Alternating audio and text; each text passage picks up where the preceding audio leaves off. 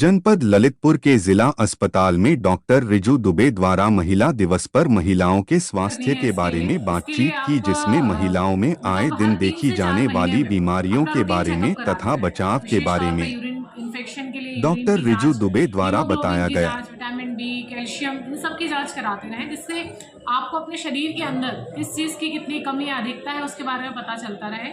और कमज़ोर पक्ष को जानकर आप अपनी दिनचर्या और अपना खान पान उस हिसाब से अनुकूल बनाते रहें। और एक आखिरी बात, जैसे जिन महिलाओं में पीरियड्स बंद हो जाते हैं, मेनोपॉज की स्थिति आ जाती है, उनमें ऑस्टियोपोरोसिस मतलब हड्डियों के कमज़ोर होने की स्थिति प्रायः देखी गई है, जिसमें हड्डियां हमारी भुरभुरी हो जाती हैं और उनका टूटना या दुखना बहुत ज़्यादा आम होता है। तो इसके लिए उनको साल में मतलब एक बार या 2 बार, 6-6 महीने में एक बार 2 बार और साल में या फिर एक बार body mass bone mass density इसकी जांच कराते रहें, जिसमें आपको पता चलता रहे कि आपकी हड्डियों में कैल्शियम का क्या स्तर चल रहा है। हमारे जिला चिकित्सालय मैडम रिजू दुबे से मिलने के लिए, इनसे जानेंगे कि महिलाओं के स्वास्थ्य के बारे में। मैडम आप बताइए, महिलाओं को स्वस्थ रहने के लिए क्या कर। जैसा कि हमें पता है कि हम हर वर्ष 8 मार्च को अंतर्राष्ट्रीय महिला दिवस मनाते हैं, पर एक बड़ा सवाल यह है कि क्या महिलाएं जो हमारे जीवन की धुरी है, हर घर को रखती है, संभाल के रखती है, सबका ध्यान रखती है, क्या भारत में महिलाओं का स्वास्थ्य उतना ही स्वस्थ है जितना होना चाहिए? तो महिला दिवस को मनाने का मुख्य उद्देश्य है महिलाओं के अधिकारों के साथ साथ महिलाओं के स्वास्थ्य के प्रति भी, उनकी सेहत के प्रति भी, उनको क्या क्या चीज़ों का ध्यान रखना चाहिए उसके प्रति प्रकाश डालें। तो अमूमन देखा गया है कि महिलाओं में सबसे ज़्यादा आयरन की कमी पाई गई है, जिसको हम एनीमिया भी बोलते हैं। इसमें बहुत ज़्यादा थकान, कमज़ोरी, हाथ पैरों में दर्द, ये सब महिलाओं में पाया जाता है। पर हम कई महिलाओं को पता ही नहीं चलता कि उनके रक्त में जो हीमोग्लोबिन का स्तर है, जो 12 होना चाहिए, वो 6 या 7 रहता है।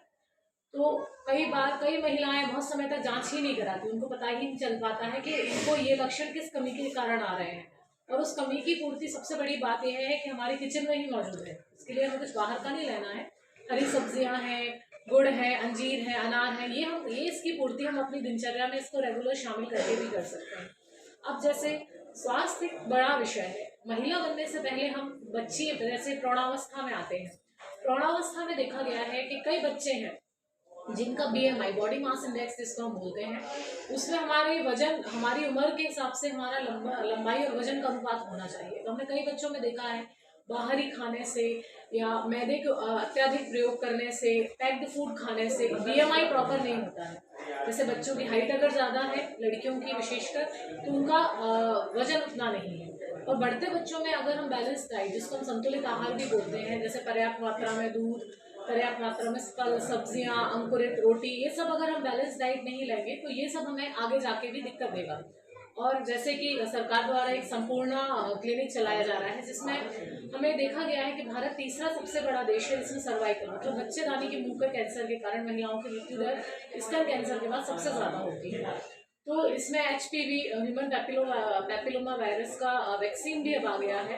तो इसमें कोई डरने का विषय नहीं है बहुत ज़्यादा, लेकिन अगर हम बच्चे को अपनी मतलब बढ़ती उम्र की बच्चियों को पहले से ही HPV वायरस से अगर हम टीकाकरण करा लेते हैं तो आगे जाके हमें सर्वाइकल कैंसर की भी समस्या कम हो जाती है। तीसरी चीज़ है, अब जैसे कैल्शियम की कमी है, हमारे यहाँ पेशेंट्स आते हैं, महिलाएं आमतौर पर आती हैं, कमर दर्द है, घुटने दर्द है, तो इसका एक सबसे बड़ा कारण होता है, जैसे अगर उनकी उम्र 50 साल से कम है, मतलब अगर उनकी अभी पीरियड्स रेगुलर आ रहे हैं, तो मतलब पोषक तत्वों की कमी, जैसे दूध का है, अगर देखा गया है कि हम बच्चों को तो घर में हमेशा दूध देते हैं, लेकिन महिलाएं अपने खान पान का उतना ध्यान नहीं रखती जितना अपने परिवार का ध्यान रखती है। तो दूध है, दही है, कच्चा पनीर है, इन सब की पूर्ति से हम कैल्शियम की मात्रा प्रॉपर ले सकते हैं और हम दवाइयों से भी बच सकते हैं।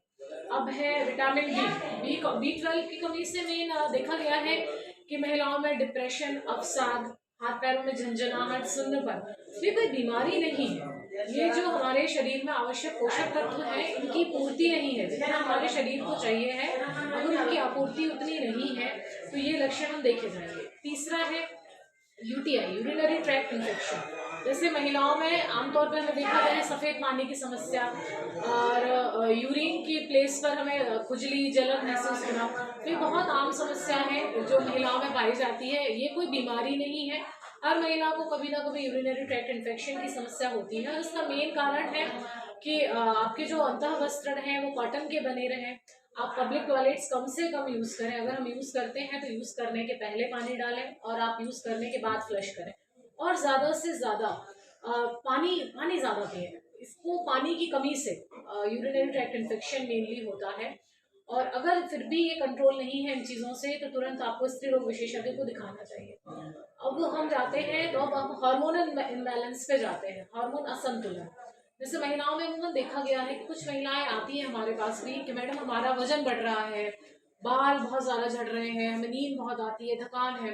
कोई बीमारी नहीं है, यहाँ पर हम हाइपोथायराइडिज्म के शिकार हैं। हाइपोथायराइड हमारी पिट्यूटरी से एक ग्रंथि से एक हार्मोन सिक्रेट हो रहा है, थायराइड तितली नुमा आकार का ग्रंथि है जो हमारी गर्दन में पाई जाती है। इसका कम सिक्रेशन होगा तो महिलाओं में मोटापा, आलस, बालों का झड़ना और त्वचा की शुष्की ये सब आता है। ज़्यादा सिक्रेशन होगा तो हमें महिलाएं दुबली होती हैं बहुत ज़्यादा। तो ये कुछ पॉइंट्स हैं। और लास्ट पॉइंट है, अगर हम प्रॉपर प्रोटीन मिनरल्स वगैरह नहीं लेंगे तो हमारी इम्यूनिटी जो रोग प्रतिरोधक क्षमता है वो बहुत कम होगी। तो जो हमारे यहाँ ये शेड्यूल बना रहता है कि सबसे पहले उठ के हमने सिर्फ चाय पी और हम सीधा 12 बजे खाना खाएंगे, तो रात के खाने के बाद अगर हम दोपहर का खाना 12 बजे खाते हैं, 12 से 15 घंटे का गैप रखते हैं, तो लो बीपी और लो शुगर की और एनीमिया की शिकायत होना बहुत लाजमी सी बात है।